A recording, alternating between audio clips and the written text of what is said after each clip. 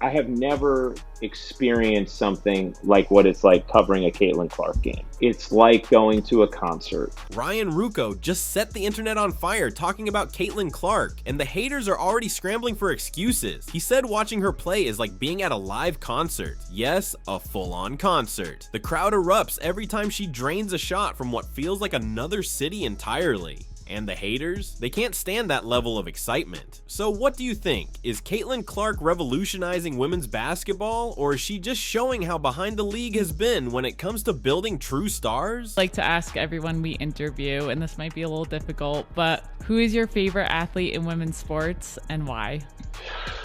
Ooh, I'll just tell you what happens when an active play-by-play broadcaster gets asked something like that. Like, even people, if they're like, oh, who's your favorite partner to work with or whatever, it's like you start thinking about, like, how do I not anger people who I have relationships with?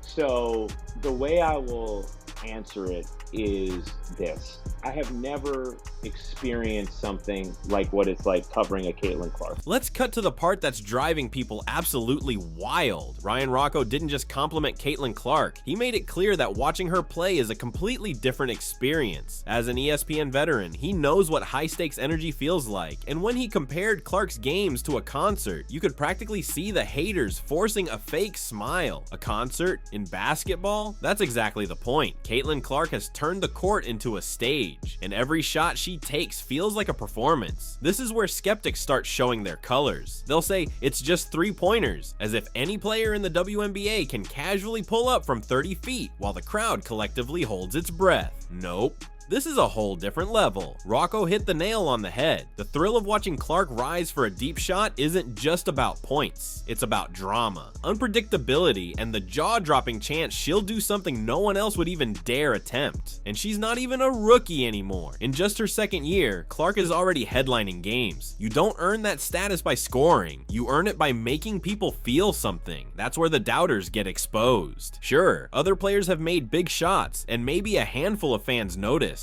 But Clark, she makes the entire arena gasp before the ball even leaves her hands. That's the difference. It's like going to a concert.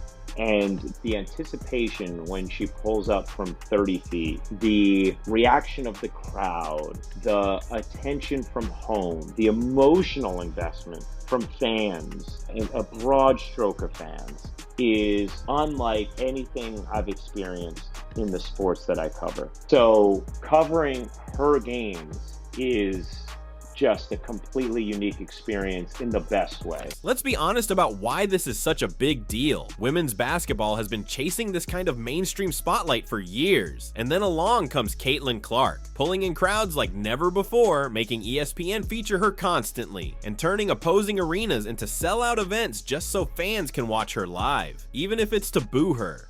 Think about that for a second. People are spending money just to hate watch her. That's not just fame, that's superstar level influence. That's the kind of energy you usually see in pro wrestling, not basketball. And Ryan Ruocco didn't hold back. He said it straight. Clark's presence is on a whole other level. And it would be dishonest for me to say anything other than that if you're just talking about a regular season game to a regular season game, because there's just like a very unique phenomenon, which you guys are well aware of, around her that really makes every broadcast she's involved in feel like this big event that I love. And naturally, the basketball purists aren't having it. They don't like that Caitlin Clark is more than just stats on a sheet. They don't like that she's culture, controversy, attention, and money all rolled into one. The same people who cheered when NBA stars became global icons now want to nitpick Clark because the spotlight isn't fairly shared. Reality check. That's not how stardom works. Some players are exceptional. Some players dominate the conversation. Caitlin Clark is absolutely one of them. Think about this. Ryan Ruocco could have named anyone when asked about his favorite women's athlete. He's covered countless sports, players, and eras. No hesitation, he said Clark. And he didn't just drop her name. He explained why the energy surrounding her is completely different. That matters. When broadcasters whose careers are built on calling the action go out of their way to spotlight you, that's real validation. Of course, the haters will claim he's just saying that because ESPN pushes her. Wrong. ESPN promotes her because she sells. It's the classic chicken and egg debate. But in this case, the chicken was already strutting long before ESPN put a microphone in her face. Clark built a massive following in college. When she was dropping 40-point games and logo distance threes at Iowa, the country was already paying attention. ESPN didn't create that. They're just riding the wave now. And that concert comparison from Ruocco, genius. A concert isn't just about the music. It's the lights, the crowd, the energy, the shared chaos. You go for the spectacle, the reactions, the thrill. That's exactly what Clark has created on the court. Every shot feels like an event. Love her or hate her, you're reacting, and that's what separates great players from true stars. Now consider this, it's her second year. Usually year 2 is where players get figured out. Defenses adjust, hype fades, and the league starts to catch up.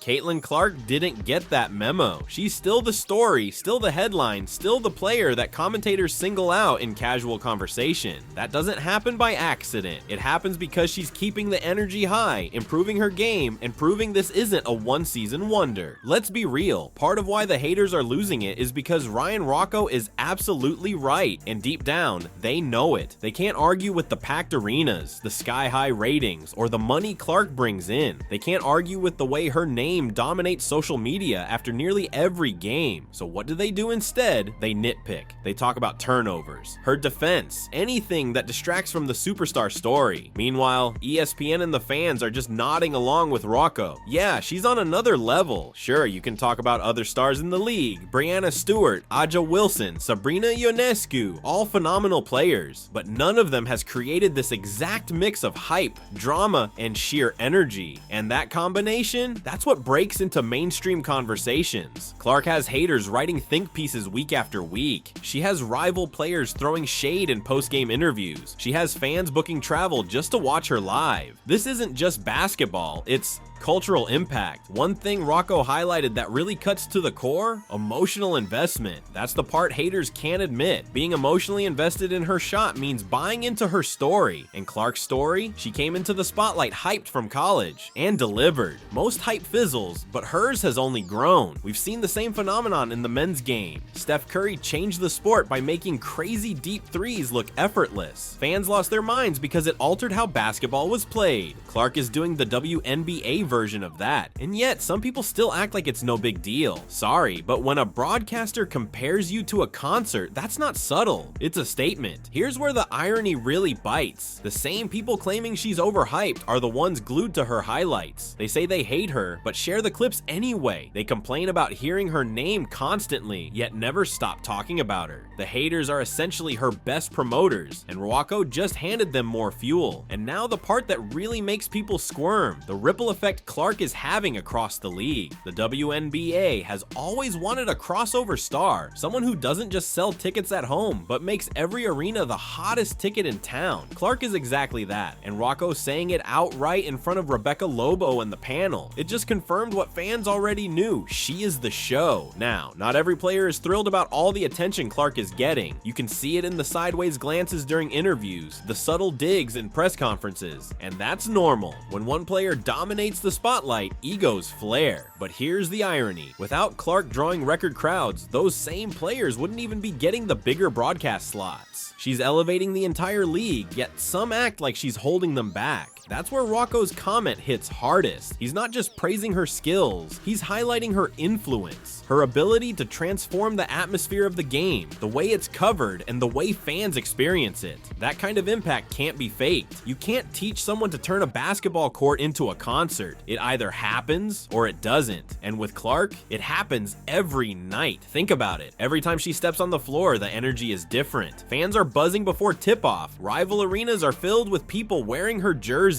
Cameras follow her every move, even as she ties her shoes. That's pure celebrity. And for women's sports, which has been fighting for that level of mainstream attention, it's a groundbreaking moment. Here's why Ruocco's words trigger the critics so much. They've been pushing the narrative that Clark is only famous because of marketing. But if that were true, ESPN could have manufactured a dozen Caitlin Clarks by now. They've tried promoting other stars before. Some gained traction, but none hit this cultural nerve. Why? Because authenticity intensity can't be faked. Clark's fame started in college. Fans saw her bombing deep threes from the logo and realized this is must-see basketball. When Ruocco compared her games to a concert, it wasn't just praise. It was a statement of fact. Concerts aren't polite applause. They're chaos, energy, cameras flashing, people wanting to say, "I was there." That's exactly what Clark's games feel like. Even fans who claim to dislike her can't stop showing up. And let's not forget, this is her second year. She's no longer a rookie, no longer just a flash in the pan. If anything, she's proving that her impact is sustainable. That's what drives the critics crazy. They expected the hype to fade, but she's still the main event, still selling jerseys, still dominating conversations about the most exciting athlete in women's sports. A lot of the backlash also comes from jealousy over how Clark is reshaping the business side of the game. Ticket prices spike whenever her team is in town. Opposing arenas suddenly sell out when she shows up. That kind of influence ripples across the entire league's bottom line. But instead of celebrating, some players grumble that there's too much Caitlin Clark talk. The truth? It's not too much. It's just more than they're used to, and adjusting to that level of attention can be uncomfortable. Ruocco called it like it is. Clark isn't just talented or productive, she's extraordinary, and the more he points that out, the harder it becomes for the haters to hide behind excuses. She isn't just another player, she's a game changer. Here's another twist. The haters actually keep her relevant. Every snide tweet, bitter post-game comment, or contrarian think piece fuels her momentum.